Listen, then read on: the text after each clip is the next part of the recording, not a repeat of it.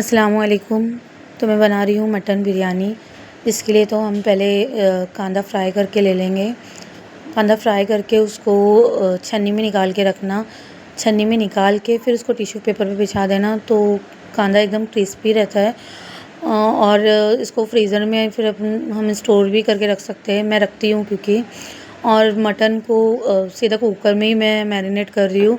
Spices सब मैं screen पे मेंशन कर रही हूँ और सब इसी में ही डालना। अदरक, लहसुन, हरी मिर्ची, टमाटर, कोतमीर, पुदीना और नींबू और क्या रही थी प्याज को ऐसा थोड़ा सा मैश करके सब इसी में डालना। और 1-2 घंटे पहले इसको मैरिनेट करना, या ओवरनाइट के लिए भी रख सकते हो आप फ्रिज में मैरिनेट करके। इससे आप मटन इतना जूसी हो जाता है और एकदम सॉफ्ट भी हो जाता है। उसके बाद 3-4 सीटी में ही वो गल जाता है।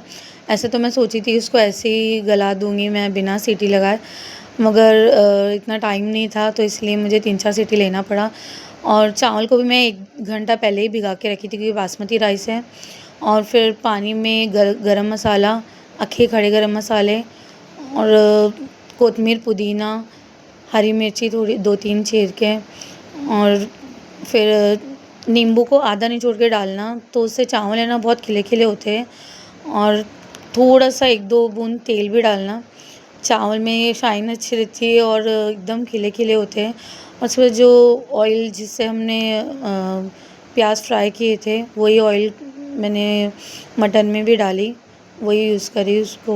वो उसका फ्लेवर अच्छा आता है उसमें। और उसको मैं फिर 3-4 सीटी ले ली। चिकन रेहान मटन खाता नहीं है, इसलिए मैंने एक चिकन का पीस फ्राई करी थी उसके लिए।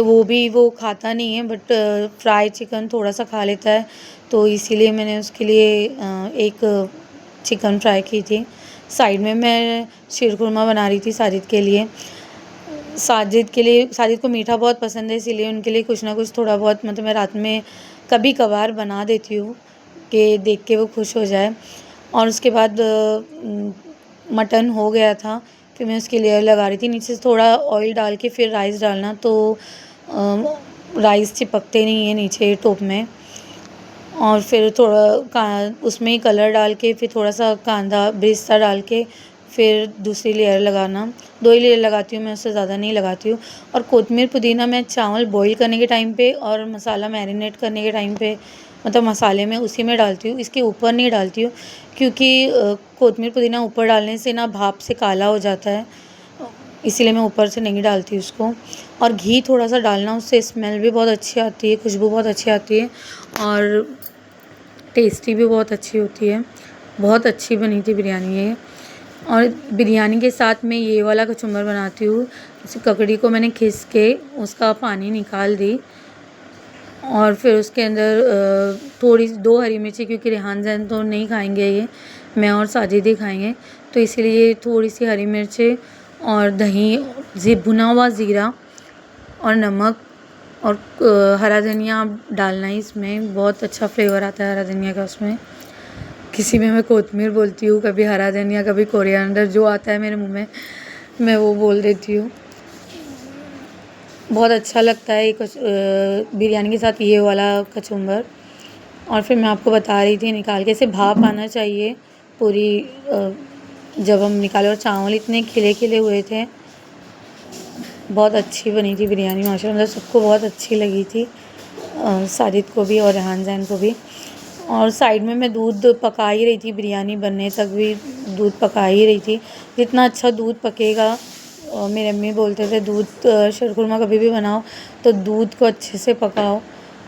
फिर उसके बाद तो वो टाइम नहीं लगता है, क्योंकि काजू बादाम फ्राइड रखा हुआ था मेरे पास, और काजू बादाम, शक्कर और सेवई डाली मैंने उसमें बस। और मिल्क मेड भी डालना, थोड़ा अच्छा टेस्ट आता है उससे। और फिर मैंने उसको बिरयानी को निकाली।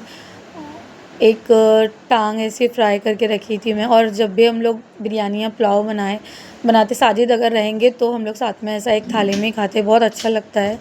और उसके बाद मैं साजिद को शीरकुरमा निकाल के दे रही थी, उनको बहुत पसंद आया।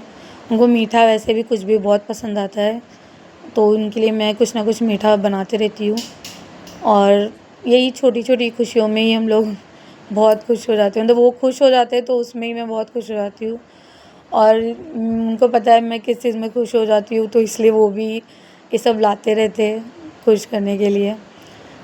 शुक्र है अल्लाह का।